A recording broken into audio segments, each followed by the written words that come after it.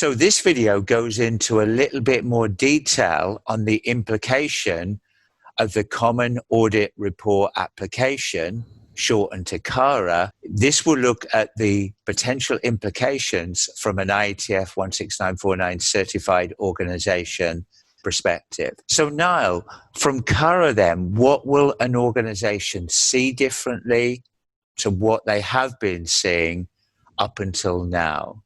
So they will still receive an audit report, but it will be a common audit report. So the content will be as per they have been receiving. It meets the requirements of rules. So for them, they're just going to have to familiarise themselves with the new look and feel of the audit report. But it will be the same in terms of content as they will have experienced before. Will they receive that report electronically or in hard copy? It will be electronic, so it could be in hard copy. So the CARA will produce a PDF, which can then be emailed, or it can be printed, or it could, in theory, be posted. The CARA application will generate the audit report and convert it into a PDF. Okay. And Devin, a question for you then. Will the rules still apply that the auditor can leave a draft report with the organisation at the end of the audit and then follow that up with the final report? Correct. So nothing changes as far as the rules have defined that the draft audit report must be left with the organization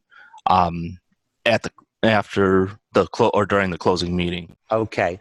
And then let's assume then that the audit's been undertaken and the audit contains nonconformities. Now, what will the organisation have to do from a CARA perspective in responding to the nonconformities? So there is what we call the NC management web form. So that allows the client to respond to any open nonconformities in a standardized way. So again, the whole kind of ethos of CARA is standardization and consistency, and that applies to the CBs and auditors that are writing the reports, but equally it applies to the nonconformity process following the identification of any nonconformities. So they will receive, the client, the organization will receive a link that they will visit, and that will allow them to enter a web form.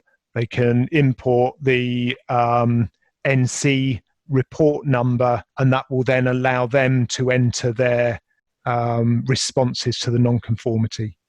Just from a functionality point of view, if the organisation, as part of their corrective action, as well as putting in text into the CARA format, will they be able to attach evidence of corrective action as well? Yes, most definitely. Yeah. So they will be uploading attachments to support their responses to the nonconformity.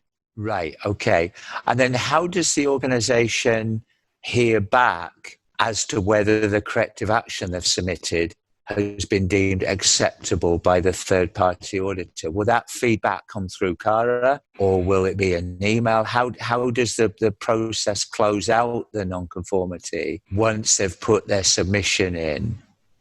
So that, again, will be through CARA. So the client will submit their responses to the nonconformity and upload relevant attachments. That will get directed through to the certification body. They will be made aware that the client has submitted the information, and really they will review it in the same way that they do today. So they review the responses and then they inform the client as to the result of that. And again, that's through CARA. Yeah. And I guess, Devin, the actual action to close a nonconformity, the rules will still apply, will it? The on-site verification has to be done for major nonconformities. Is that still going to be the same? Will CARA change any of that? CARA will not change that. They're still going to have to go on site and verify corrective actions were implemented. And now, one final question. Will there need to be, or will there be any training for organizations to help them understand their part of the input into the CARA tool? Yes.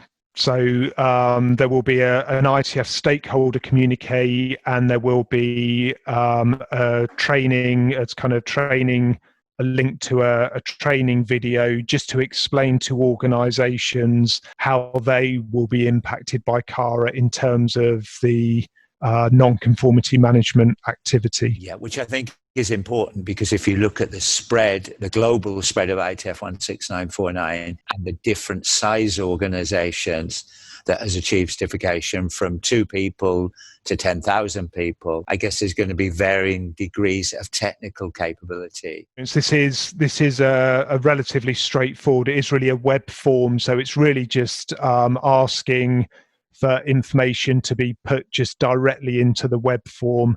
Again, with the attachments, PDFs and JPEGs can be uploaded, and again, that information, once it's submitted by the organisation and exported, that will go directly to the certification body for them to review the client responses and determine whether they're acceptable or not. Right.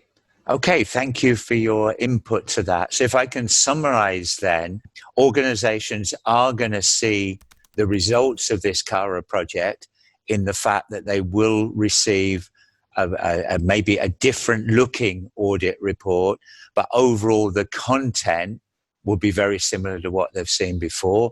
But to find things in the report might take a little bit longer. If there is non-conformities identified in an IATF 16949 audit, they are going to have to respond to the non-conformities using the CARA application. But as well as typing in their responses, they will also better add and attach supporting information through attachments to support how they've addressed each individual non-conformity.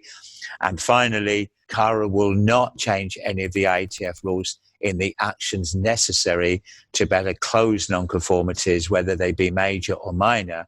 The way that they're closed will be exactly the same as now. Yeah. And as Niall said, there will be training made available and information made available to organisations to help them understand the impact of this CARA project.